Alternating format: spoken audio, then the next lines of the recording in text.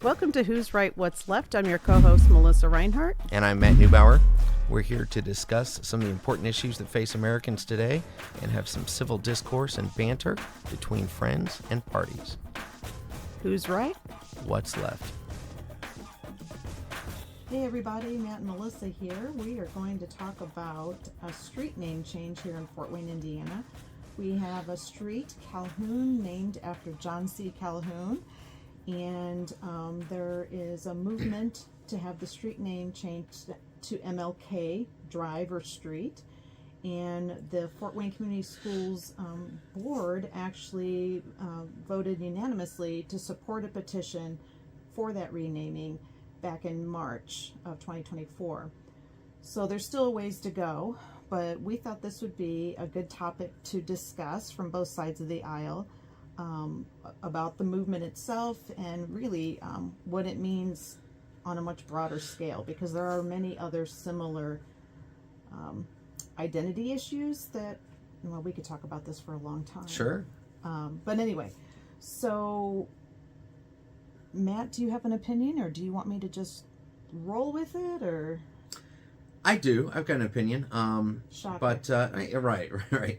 But I see the pros and the cons of it, but why don't you go into a little more of the process, and we'll address each one of those. So the outcry is in response to Calhoun. He was our 7th vice president, actually served under 2 presidents. I think he was the only vice president that did that with 2 different administrations.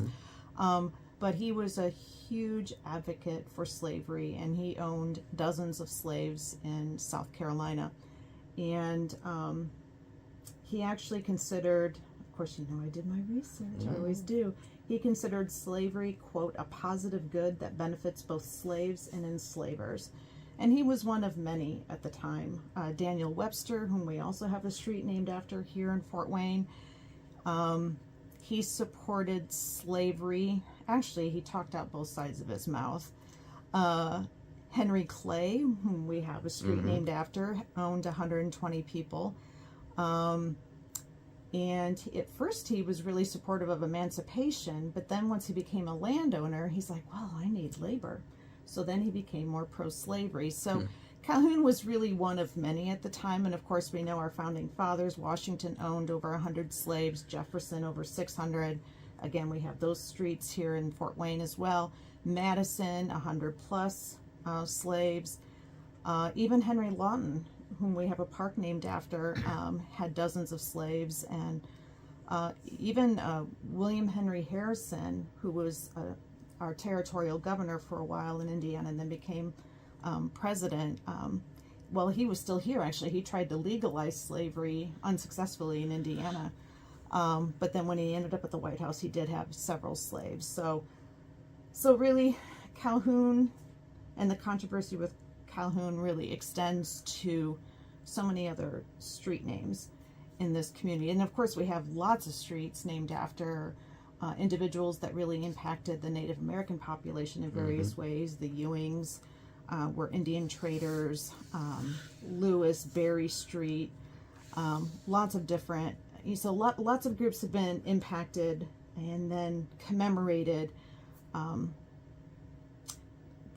The individuals that impacted them have been commemorated with various street names, which of course is not unique to Fort Wayne. This is all around the country.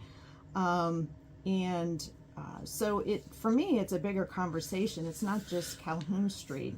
It's also, when it comes to what do we choose to remember as far as history,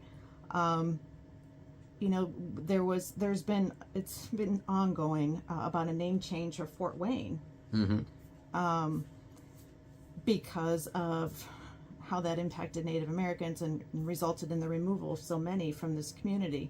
There was a controversy 5 years ago about Anthony Wayne Day, which is celebrated in July. You said I could go first. And I was actually part of that. There were 69 subject experts in many different tribes, and myself, historians, anthropologists, that weighed in on that about celebrating Anthony Wayne. We had our time in front of City Council, so that was an exciting evening for us. We've got historical markers throughout the country that glorify conquest and those who died there, or, especially like with settlers and whatnot, or colonists, but not the Native Americans that lost their lives too. Lots of statues, commemorating everything from Woodrow Wilson, which stirred folks up. I believe that was in Texas, and Margaret Sanger, one of the founding individuals for Planned Parenthood. She was a very outspoken racist, and some of the things I read about her was just anyway. And then we have lots of Confederates and KKK members and slave owners, where, like, even in Tennessee, where there's not just monuments but street names and whatnot. So there's lots of different ways about how history is recognized in this country. So again, for me, it's more than Calhoun. It's all these other things too. I used to, we talked about how I've worked with Native Americans for over 2 decades, and a conversation I always had with my students was about Indian mascots. That is a topic that gets people really fired up, even here locally. When Northside High School. Not every time, but yes. Not every time, right. There's always exceptions to everything, really. The Northside, Redskins became the Northside Legends, and I've talked to individuals that didn't like that took place. Lots of different professional ball teams. It's from elementary school through college, and then the professional sports teams. There are over 20 states, though, that ban Native-themed mascots in public schools. So that movement's been going on for probably 30 years. But again, for me, it's still a part of what is it we want to commemorate, and how can we do that more authentically. So for me, that's what all of this is. There's no way we could right every wrong, but I think we have the moral right to at least try. And I'm going to pause because I have a lot more to say about why this is important. Well, the show's already half over, and you really widened the topic here. You're welcome. From a street name change. But You're welcome. But it is true. So that goes back to something that we've been doing since the beginning of time, and it's Victor's Right to History. And it's an exciting time now for people like us who are interested in history to see that everybody's starting to have an opportunity to be recognized in that. Both sides are having an opportunity to be recognized in the history, and I love that. I love that about the history. That's awesome. And it is kind of a global first. I mean, if you think about it, it has always been Victor's Right to History, going back. But we are a learned people now. Absolutely. So I think it's wonderful. It's a wonderful change. And Calhoun Street's probably an ironic, if this goes through, I think it would be the best irony that guy is the guy who gets his street name replaced by Martin Luther King. I think that would be a wonderful bit of little irony there, because having read some things, he's nobody's more deserving of maybe having that taken. Now, conversely, initially years ago, and I couldn't find where this was, who had started this, but talk was when they changed the name of the bridge going into town, which is already dedicated to Martin Luther King, which is wonderful. Best looking bridge we've got in town. It is a nice bridge. Gateway to the city. It's gorgeous. It's got his namesake up there, a couple plaques. And a new wonderful statue. Well, they redid the plaques. The plaques were showing showing a little age. I don't think I've seen it yet. It's great. They did a great job on it. But talk was of having Clinton Street renamed, and I was so adamantly against that because, all due respect to me, and he's been to the town once, Clinton is a major part of the reason this city's even here. He was considered the father of the Wabash Erie Canal. And that really kind of bumped us into a next level city from a fort to a bustling town for a minute.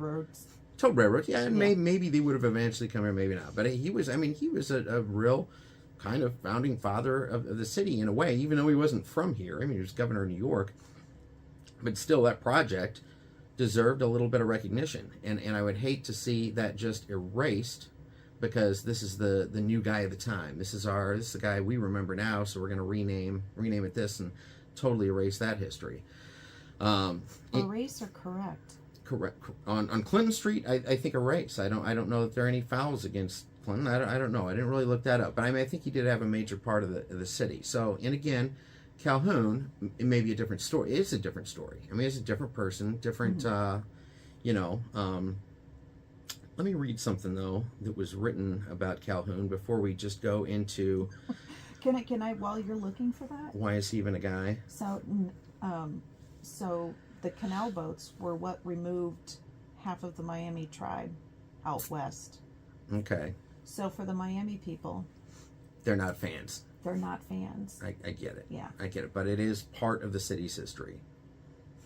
It is. And again, when we go to Calhoun, little plus side for the guy. This is a U.S. senator. Well, he's your poster child. Senator John F. Kennedy wrote of him, forceful logician of state sovereignty, master defender of the rights of a political minority against the dangers of an unchecked majority. His profound, penetrating, and original understanding of the social basis of government has significantly influenced American political theory and practice. Sincerely devoted to the public good as he saw it, the ultimate tragedy of his final cause neither detracts from the greatness of his leadership nor tarnishes his efforts to avert bloodshed. So, maybe not a total bastard. Maybe not a total bastard. That's, like I say, that's the Democratic poster child who wrote that. I didn't write that. If you want to criticize JFK, by all means. I don't agree with that statement. Well, just because someone's a Democrat doesn't mean I agree with them. Carte blanche. But there's two sides to really all of it. And again, right, in this case, the irony of right. Yeah. Well, but where does that stop? Okay, so that's right. So where does it stop? I mean, the arguments for a lot of this is the way it's always been. It's the legacy. It's the history, right or wrong.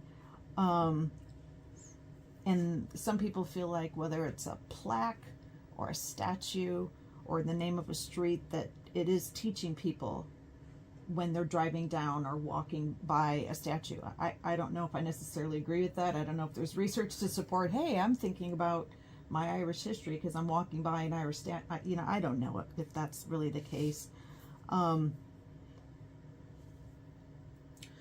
I'm certainly a plaque reader. I mean, I would go by and want to learn about something or why it's there or understand the history of it. I am too, but I can always tell when one's been written well and when one hasn't been, because I've studied American history. So, the newspaper, I believe, after the Fort Wayne Community Schools school board voted on supporting this effort, I think they mentioned that this is an opportunity for healing, reparation, and reconciliation. Now, what that looks like is, I know when people hear reparations, their blood pressure goes up because they think, it's that money. I don't want my tax dollars going to XYZ. Well, reparations can be a really genuine apology. I know there have been several attempts by different administrations to apologize for that time period in our history. Well, that's where I think you and I differ. I don't think that anybody in this era has to make an apology. I think that's a false. It's just a bad narrative. We had nothing in it. But now wait, recognition is different than an apology. You see what I mean? To recognize something happened versus because I was born in this time, in this zip code of this race or gender, I owe somebody an apology. I don't agree with that fundamentally at all. But even though the American government supported such yes, this isn't the American government doing it. This is a petition by No. But these were government sanctioned, how do you want to say, programs. We're talking about street name though. The street name. No, I know that. But the street name is calling attention to an individual who supported states' rights, which was the really PC way of saying pro-slavery. So you're walking down Calhoun and you're African American, you see that name, and if you know the history, is that going to make you feel some kind of way? Yeah, perhaps. And again, this would be, in this particular case, the ultimate irony. This one I'm not necessarily against fundamentally, in theory. I do also think, though, in how many, are we going to pretend that didn't happen? I mean, I don't know how many people are just going to forget it then, or feel better about it. But then look at all the houses and businesses and everybody who's got to replace, and these aren't small expenses, for company. They've got to shred all their letterhead. That's useless now.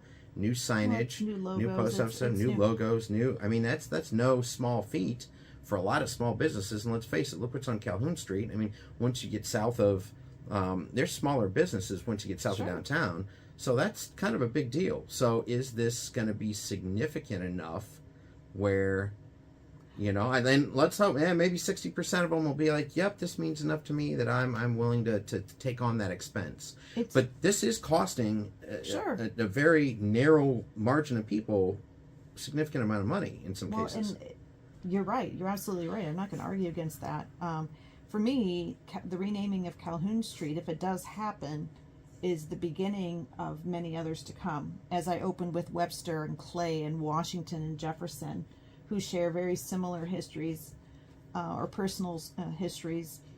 I'm not so sure people understand. This is important, don't get me wrong, and I support the renaming.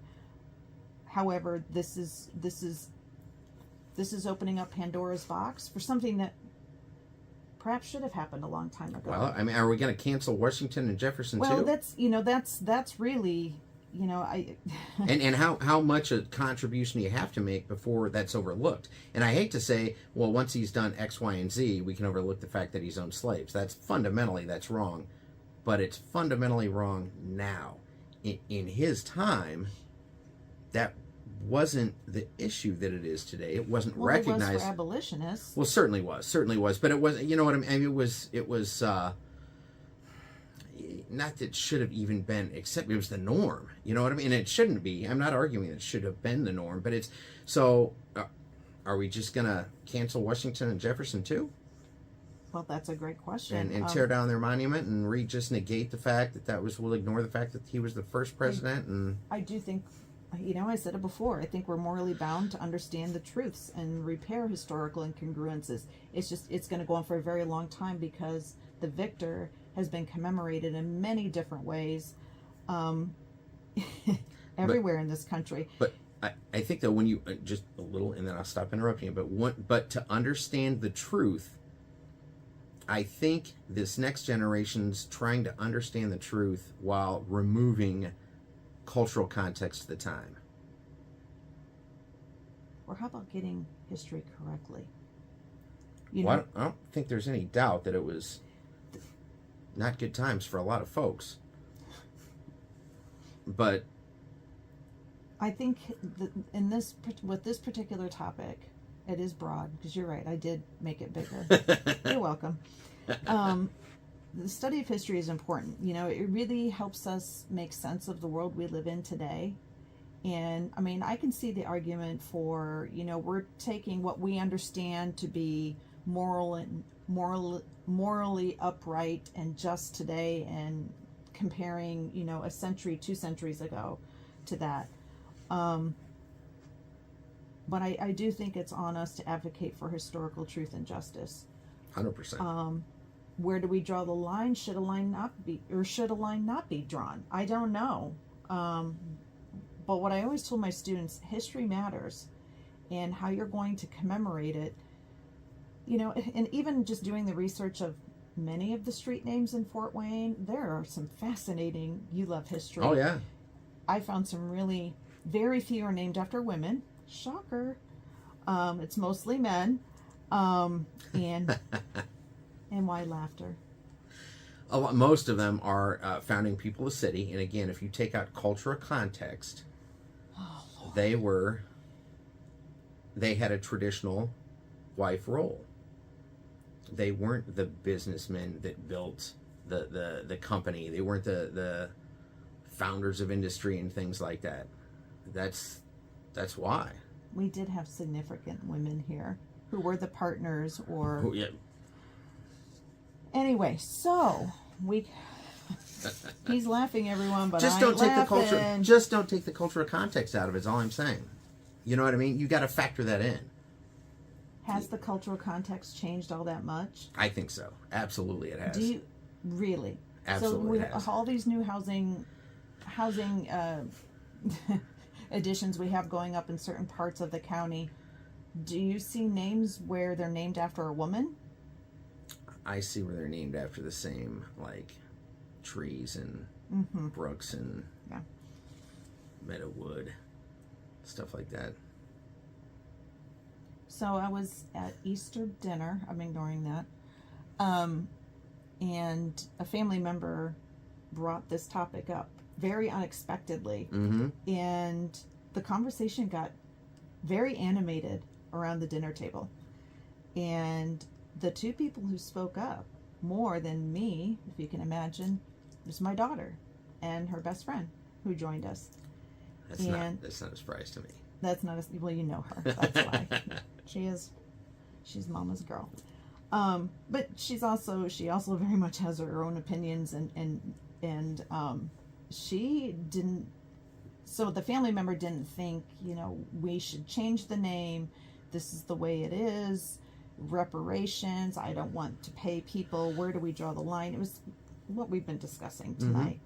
And, the conversation just had to come to an end because I could see we had boomers talking to millennial Gen Z, right? And then there's me in the middle thinking, oh boy. I think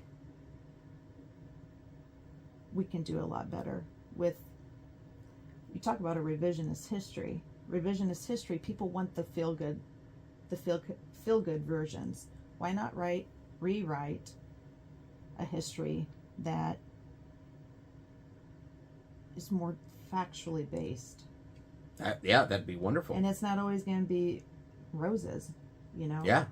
The world we live in today isn't like that. There are a lot of bad things going on in this world right now. A lot of bad choices being made. But I think it's on us to do better. Whether it's a street name, a statue, a mascot.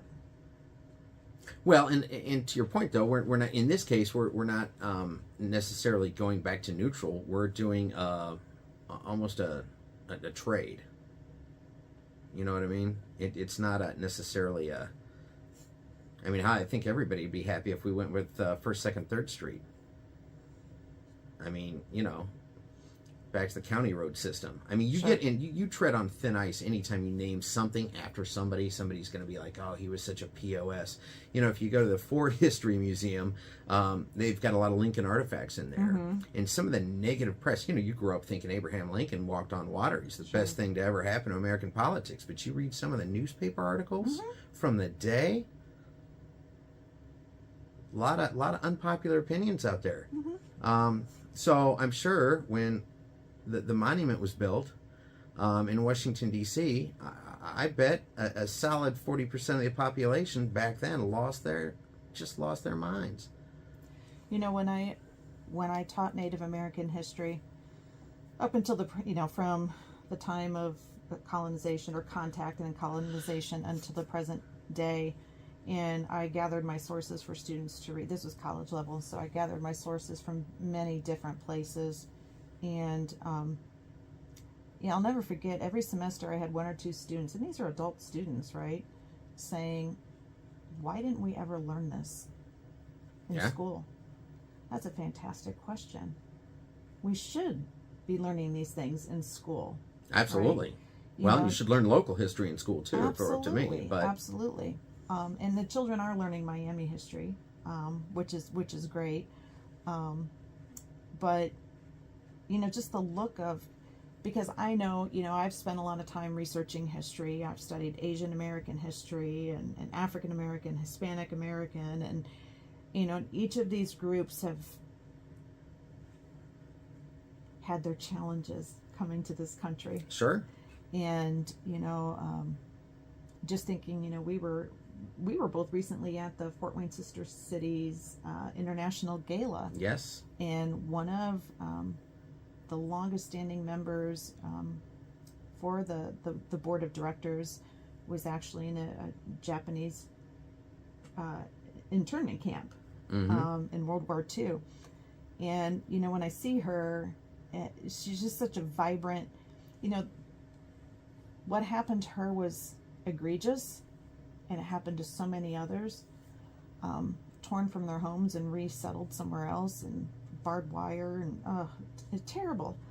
But when I see her doing the good work that she's done in this community as far as celebrating diversity and inclusion, I think that's resiliency.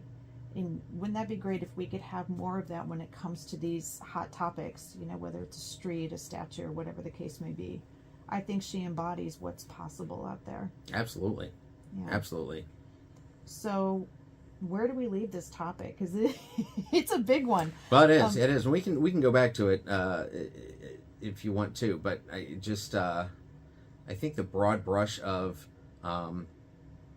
you know, I'm always really curious and cautious when we talk about taking down monuments or renaming something just for one piece of the pie. And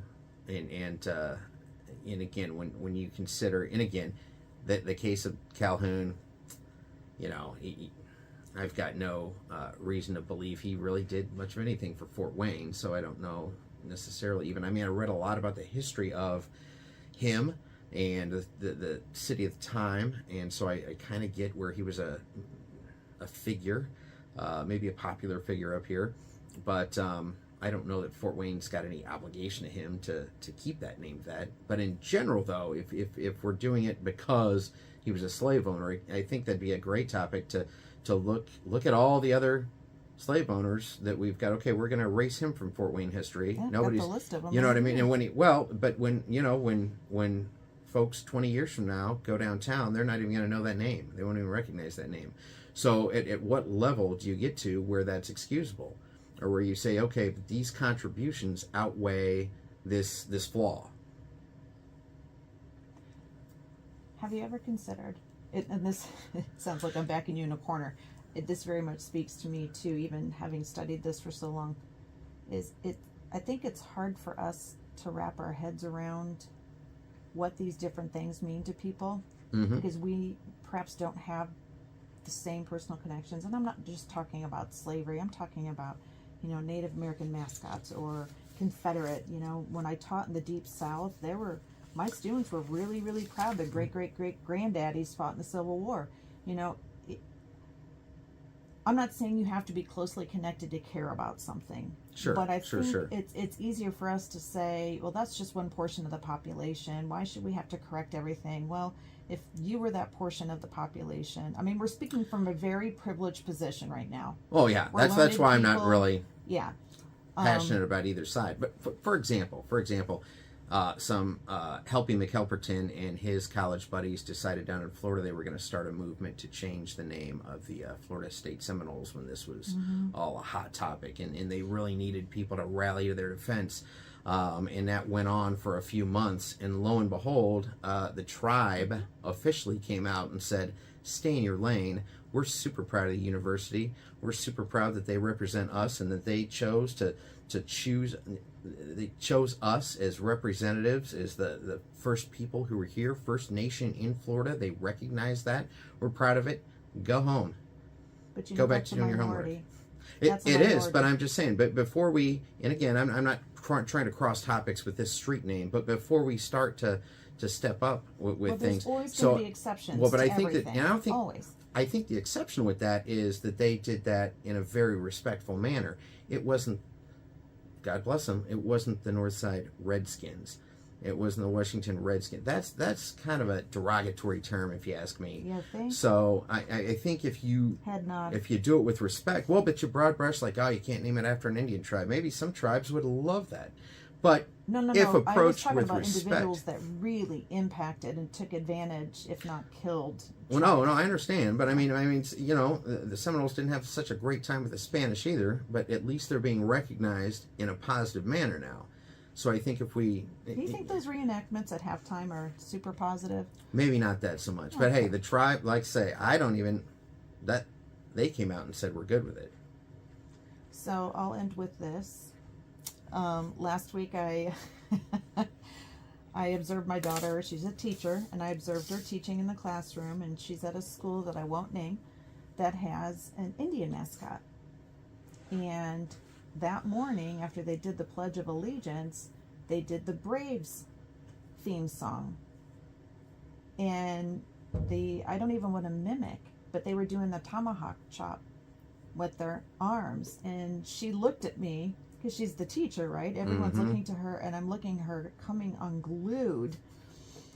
And there's all these kids just doing it in such a rote manner. You know, not even thinking about how the stereotypes embedded with that and how derogatory it is. And it's just, they're 5 years old.